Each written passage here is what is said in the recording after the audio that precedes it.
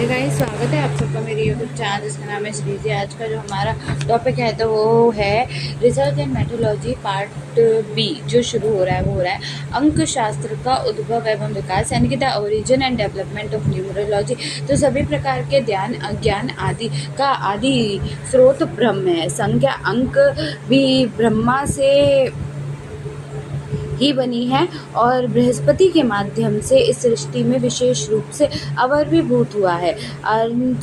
अंक शास्त्र अर्थात संख्या के प्रयोग का शास्त्र। विज्ञान में अंकों का प्रयोग प्राचीन काल में से ही होता है। आयुर्वेद आचार्यों ने संख्या शब्द का प्रयोग रोग भेद, रोग गणना, संप्राप्ति भेद और औषध निर्माण एवं चिकित्सा आदि अनेक स्थानों पर किया है। आचार्य चक्रपाणि ने संख्या को परिभाषित करते हुए संख्या से आत गणित कहा है। अतः भारत में अंक शास्त्र का इतिहास बहुत प्राचीन है। अंक शास्त्र से अंकों को व्यवस्थित करने का एवं वैज्ञानिक रूप से सांख्यिकी इसका प्रयोग भी अंक शास्त्र के समान ही प्राचीन है। ठीक है। उसके बाद है संख्या सबसे तदर्थ सूत्र से तदित संख्या ठक प्रत्यय होकर स्त्रीलिंग प्रत्यय होकर सांख्यिक शब्द बनता है। सांख्यिक शब्द अंक गणना से संबंधित होकर व्यवहार को दर्शाता है। इसका प्रयोग चिकित्सा के विज्ञान के अतिरिक्त अन्य क्षेत्रों में सामान्य व्यवहार में एक अनुसंधान के क्षेत्र में के रूप में किया है। नेक्स्ट है आपका सांख्यिक जैसा विदित है। यह अनुसंधान को सही रूप में व्यक्त करने वाला वैज्ञानिक रूप से व्यक्त करने में हुआ है। उन संख्या के अनुसंधानों को करने के लिए आचार्यों ने बड़े पैमाने पर पशुओं का, मनुष्यों का अपनी प्रयोगशाला का बनाया है। इन पर विभिन्न औषधियों का, आहार का, पथ्य का, अनुपान का परीक्षण कर इनमें प्राप्त आंकड़ों के आधार पर ही एक सिद्धांत की स्थापना की है। इसी प्रकार विभिन्न क्षेत्रों में विभिन्न व्यय, प्रकृति, सत्व, सात्व के लोगों का रोगों के संबंध में अध्ययन कर आंकड़ों के आधार पर निम्न पूर्व रूप आदि का निर्धारण कर सिद्धांतों की स्थापना की। इन सभी सिद्धांतों की स्थापना में आंकड़ों को एकत्र कर उनका अध्ययन किया गया है, जो कि सांख्यिक के बिना संभव नहीं है।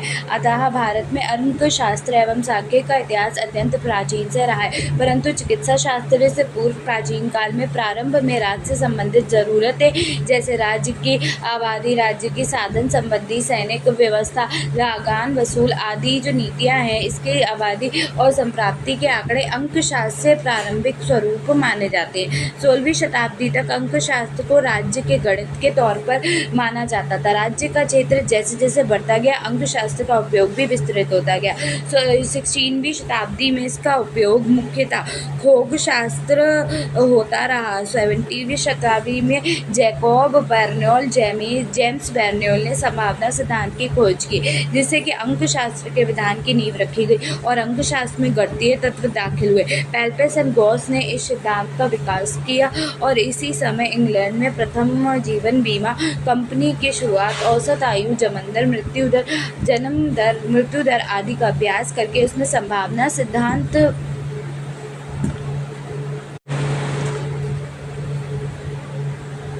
की मदद से अलग अलग आयु वाले व्यक्तियों की निश्चित समय अवधि के इंश्योरेंस का प्रीमियम रेट निश्चित करते हुए कोष्ठक एक टेबल की रचना की। 19वीं शताब्दी में LAG से वेल्वेट नामक अंक शास्त्री ने औसत के अलग अलग नापों का ख्याल प्रस्तुत किया, जिससे कि अंक शास्त्रीय औसत के नाम पर जाना जाने लगा। डैनियल बर्नेल, मॉवेर, अल्बर, कार्ल पियरसन, आर.ए. फिशर नामक अंक शास्त्रियों ने अलग अलग कार्य पद्धति से अंक शास्त्र को ज़्यादा उपयोगी बनाया, जिससे ज्ञान की कोई भी शाखा वंचित नहीं रही। और आज तो शायद ही कोई ऐसा विज्ञान होगा जिसमें सांख्यिक पद्धतियों का उपयोग ना किया गया। सांख्यिकी शब्द का प्रयोग दो अलग अलग रूपों में किया जाता है। अंकों के आधार पर एज पर न्यूमेरिक डाटा, अंक शास्त्र की पद्धतियों के आधार पर एज पर स्टैटिकल डाटा। अंकों के आधार पर इनमें अंकों के तौर पर इसका प्रयोग होता है। जैसे किसी निश्चित निश्चित हेतु लक्ष्य करके एकत्रित किए हुए आंकड़े, जन्म एवं मृत्यु के आंकड़े, वेतन एवं भत्ते के आंकड़े, बेरोजगार एवं बेरोजगारी के आंकड़े, निश्चित समय में अस्पताल में भर्ती हुए रोगों के आंकड़े, इस तरह के उपयोगी सिर्फ बहुवचन में ही मिलते हैं। अंकशास्त्र की पद्धतियों के आधार पर इस अर्थ में किसी विषय, विज्ञान या शास्त्रों के अंग को एकत्रित करो, उसमें पृथककृत एनालिसिस करके और सरलता से समझ में आ सके, इस प्रकार सुग्राही बनाने की पद्धति का प्रयोग करता हुआ शास्त्र अंकशास्त्र है। जन्म एग्जाम्पल है, जन्म 1 ईयर 500 धारण कर सकते हैं, 2 ईयर 1000 तुलना कर सकते हैं, 3 800 कोई निर्णय ले सकते हैं। स्टैटिक्स क्या होता है? स्टैटिक्स मीन्स, तो इसमें बताया गया कि अनेकों अंकशास्त्रियों ने अपने अपने समय के अंकशास्त्र के उपयोगों को ध्यान में रखते हुए अलग अलग परीक्षण हेतु दी गई सांख्यिकी जानकारी को ध्यान में रखकर उनका प्रतिकरण करके उसके द्वारा निर्णय ले पद्धतियों एवं सिद्धांतों का अभ्यास करने वाले विज्ञान को अंकशास्त्र में समावेश किया। Statistics means science of method in which we can calculate the data, calculations present in a tabular form, analysis, compare it and take the decision। जैसे 5.6, 5.8, 5.2 smallest, 5.7, 6 longest। Mathematical only calculation, no decision. Statistics analysis के पश्चात लिया जाता है। अंकशास्त्र का के कार्य, अंकशास्त्र के स्टैटिक्स को ही कहा गया। अंकशास्त्र के अंतर्गत निम्नलिखित कार्यों का उल्लेख किया गया है। तो अंकशास्त्र के लिए जानकारी को एकत्रित करना अनिवार्य होता है, संख्या के अनुरूप जानकारी के लिए एकत्रित करना, उसे व्यवस्थित स्वरूप देकर प्रतिकरण करने का काम अंकशास्त्र के अंतर्गत आता है। अंकशास्त्र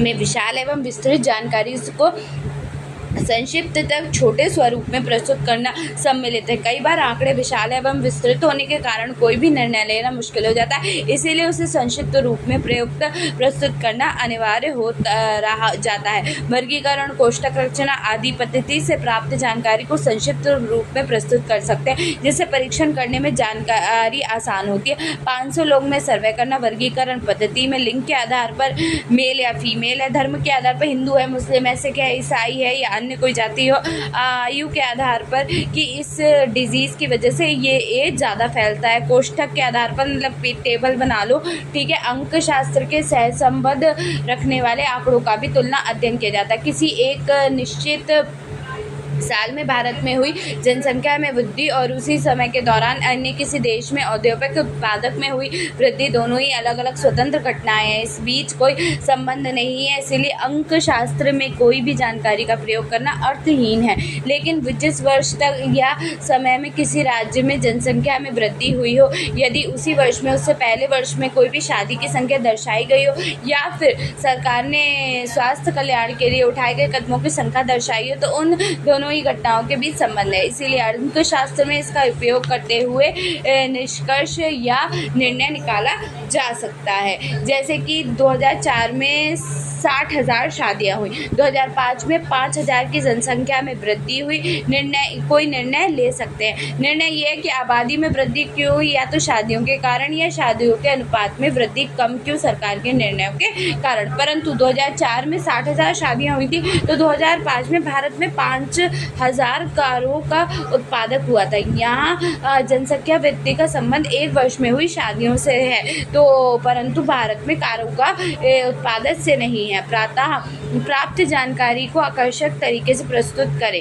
कई बार अंकों का समूह नीरस या शुष्क लगता है, जिससे समझने में कोई मुश्किल होती है और उस पर कोई निर्णय करना बहुत मुश्किल होता है। तो आकृति या उल्लेख, यानी कि जो पाई चार्ट होते हैं आपके, या फिर जो चार्ट्स होते हैं या ग्राफ्स होते हैं, उनकी मदद से करें, ठीक है। अन्य जो है वो अर्थशास्त्र, खगोल शास्त्र आदि कुछ नियम है, तो वो नियम वास्तव में सही है गलत, इसका परीक्षण करके उनका उपयोग साबित होता है। जैसे इकोनॉमिक्स में वस्तु की मांग बढ़ने पर मूल्य की भी बढ़ जाती है, तो क्या होता है, मांग जो है वो डायरेक्टली कोरिलेटेड है मूल्य से। ऋतु संबंधी, जैसे शरीर के बल के साथ रोग उत्पत्ति स्पर्श होती है, जैसे ऋतु संधि शरीर बल कम होता है और रोग उत्पत्ति ज़्यादा होती है। वर्षा ऋतु चल रही है, तो वर्षा ऋतु में जठराग्नि मंद होगी और क्या होगा, खाने का पाचन कब होगा, तो क्या होगा, कॉन्स्टिपेशन लोगों को ज़्यादा होगा। ठीक है, विविध घटनाओं की जानकारी को एकत्र कर पृथक्करण, एनालिसिस और अर्धघटन करने, निर्णय लेने में सांख्यिकी स्टैटिस्टिक्स की विविध पद्धतियों का आधार लेना अनिवार्य है। इसका उपयोग करने से व्यक्ति को अनुभव, ज्ञान एवं वैज्ञानिकता विकसित होती है। भविष्य की नीतियों एवं योजनाओं को तैयार करने के लिए, जैसे कि किसी एक फार्मेसी की कोई दवाई उत्पादक हुई हो और दवाई को कब कितने प्रमाण में उत्पादित होता है और कितने प्रमाण में वो दवाई आपके लिए इफेक्टिव है, कितने प्रमाण में वो अनअफेक्टेड है, वो बताना। नेक्स्ट है आपका भविष्य की नीतियों की तैयारी करने के लिए अंकशास्त्र की विविध पद्धतियों का उपयोग कर भारत सरकार या अन्य देशों की गवर्नमेंट अपने वार्षिक या पंचवार्षिक योजनाएं तैयार करने के लिए सांख्यिकी का उपयोग करती है।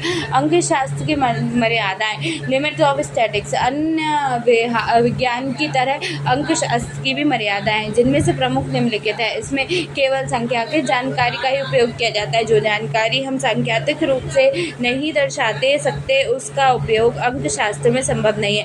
ईमानदारी, बुद्धि, गरीबी, सौंदर्य आदि इन सब बातों का सांख्यिकीय स्वरूप में नहीं बताया जा सकता। इसका मानीकरण संभव ही नहीं है, लेकिन इनके गुण, कर्म तथा सांख्यिकीय स्वरूप में प्रस्तुत करते हैं। आंकड़ों का अलग अलग तथा आत्मक समूह होने की वजह से किसी एक व्यक्ति की, जैसे कि अंकशास्त्र का निर्णय लेना संभव नहीं। किसी एक व्यक्ति की ऊंचाई 5 फीट 4 इंच है तो उस व्यक्ति में कोई निर्णय नहीं लिया जा सकता, लेकिन साथ में ये भी कहा जाए कि दूसरे व्यक्ति की ऊंचाई 5 फीट 8 इंच है तो वो बीच में तुलना कर सकते हैं। इस प्रकार एक से अधिक जानकारियों का होना सांख्यिकी में निर्णय लेने के लिए अनिवार्य है। अंकशास्त्र में परिणामों की प्राप्ति औसत तौर पर ही हो सकती है। जैसे 25 व्यक्तियों के समूह को एरंड भ्रष्ट हरितकी दी गया है और पाया जाए कि औसत उस सबको फायदा हुआ है, यहाँ पर किसी को अपेक्षा से कम, किसी को अपेक्षा से ज़्यादा हुआ है या किसी की तकलीफ बढ़ गई है, तो ऐसा भी हो सकता है। सिर्फ सब तथ्यों पर हकीकत का ही परीक्षण कर सकते हैं, इसीलिए जानकारी द्वारा लिए गए निर्णय गलत साबित हो सकते हैं। अंकशास्त्र की विविध पद्धतियों को दुरुपयोग हो सकता है,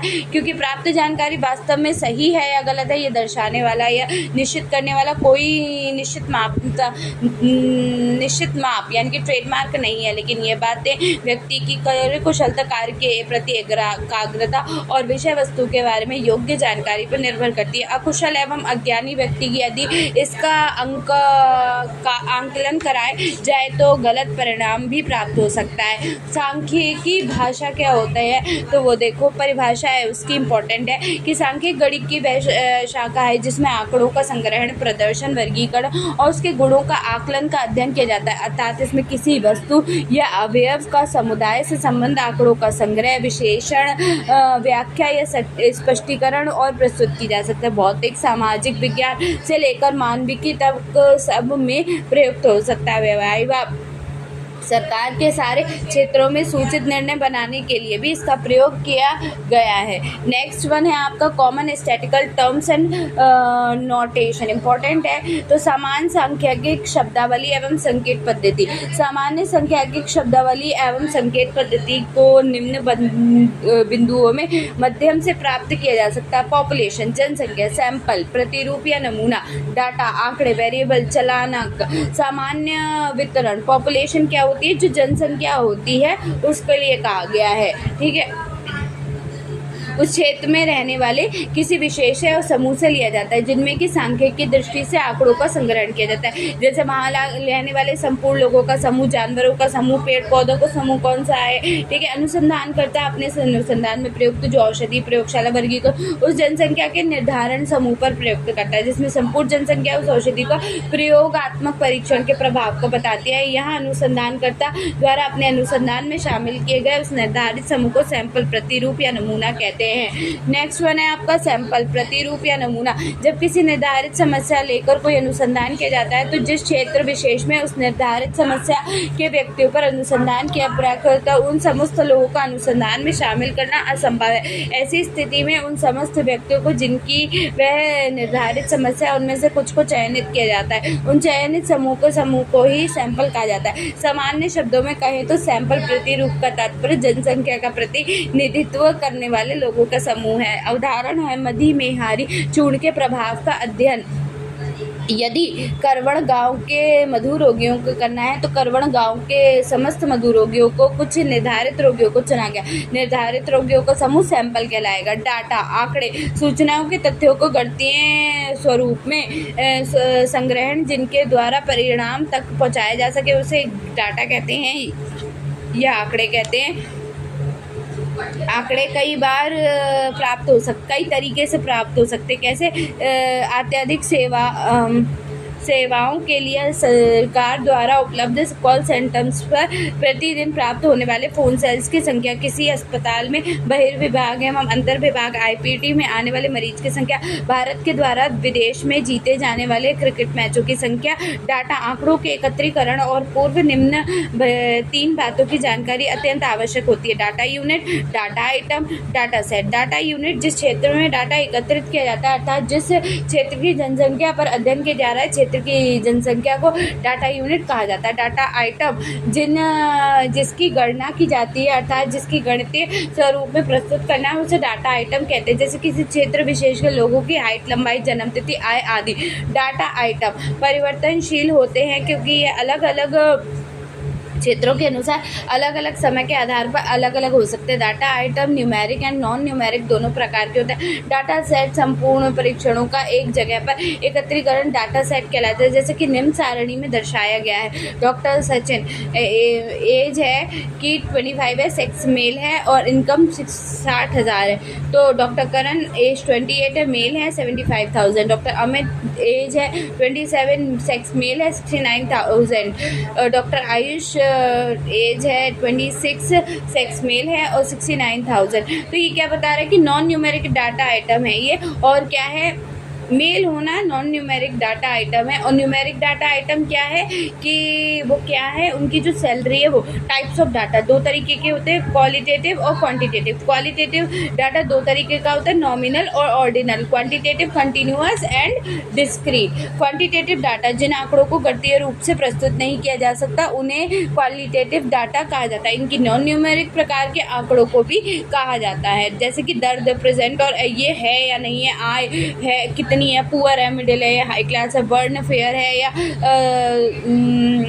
अनफेयर है। ठीक है, तो उसके आधार पर नॉमिनल क्या होता है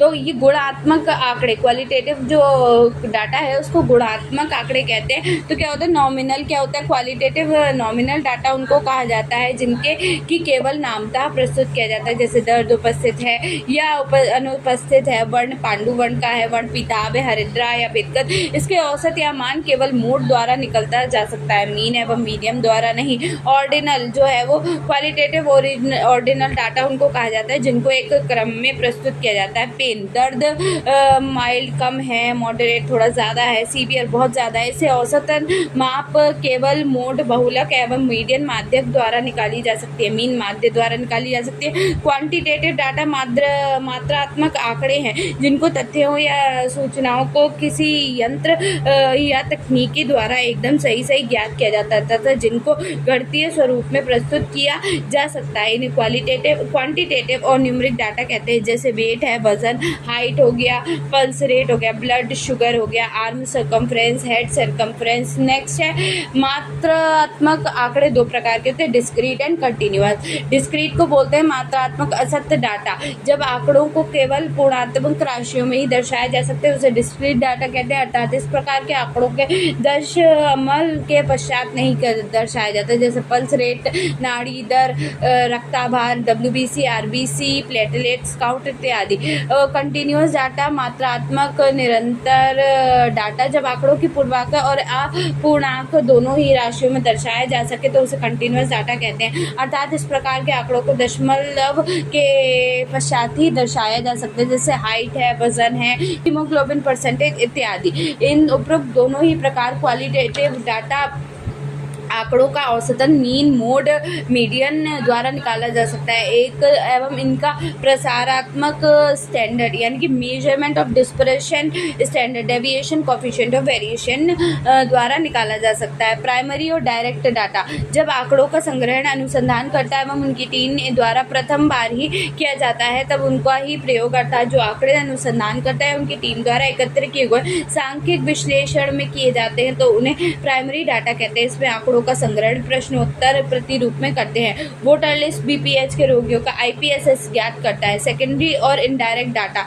जब अनुसंधानकर्ता द्वारा सांख्यिक विश्लेषण हेतु दूसरे अनुसंधानकर्ता या किसी पहले से एकत्र आंकड़ों का प्रयोग किया जाता है तो उस आंकड़ों को सेकेंडरी डाटा कहते हैं। द्वितीयक आंकड़ा सेकेंडरी डाटा के स्रोत में उदाहरण है जैसे कि जनरल है, गवर्नमेंट है, हॉस्पिटल रिकॉर्ड है, न्यूज़पेपर है इत्यादि है।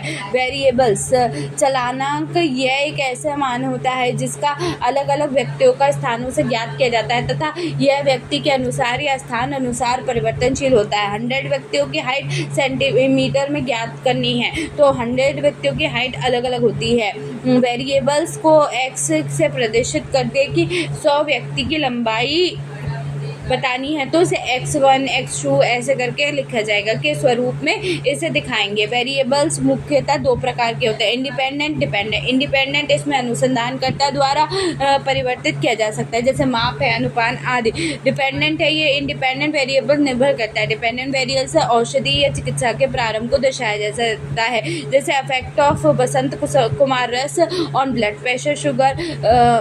यह एक इंडिपेंडेंट वेरिएबल है क्योंकि अनुसंधान करता इसकी मात्रा, अनुपान इत्यादि को रोग की अवस्था अनुसार परिवर्तित कर सकता है। जबकि blood sugar level dependent variable है क्योंकि blood sugar level Basant Kumar रस की मात्रा, अनुपान इत्यादि पर निर्भर है। नॉर्मल डिस्ट्रीब्यूशन है जब बड़े सैंपल साइज वाले बायो मेडिकल डाटा के ऑब्जर्वेशन औसत मापों अर्थात मीन मोड मीडियन के आसपास अर्थात उससे कम या ज़्यादा होते हैं तो इस प्रकार के वितरण को नॉर्मल डिस्ट्रीब्यूशन और इसके जो कर्व बनता है उसे गॉसियन कर्व कहा जाता है। इम्पॉर्टेंट है, गॉसियन कर्व किसे कहते हैं, ठीक है। तो क्या है कि जो मीन मीडियन और मोड के आसपास अर्थात उससे कम या ज़्यादा होने पर तो उससे प्रकार के वितरण को नॉर्मल डिस्ट्रीब्यूशन और इससे जो कर्व होता है उसको गॉसियन कर्व कहा जाता है। जैसे एक क्षेत्र की जनसंख्या में नाड़ी दर का मीडियम 72 पर मिनट पाया जाता है। नाड़ी गति के प्राप्त मान अर्थात नाड़ी गति के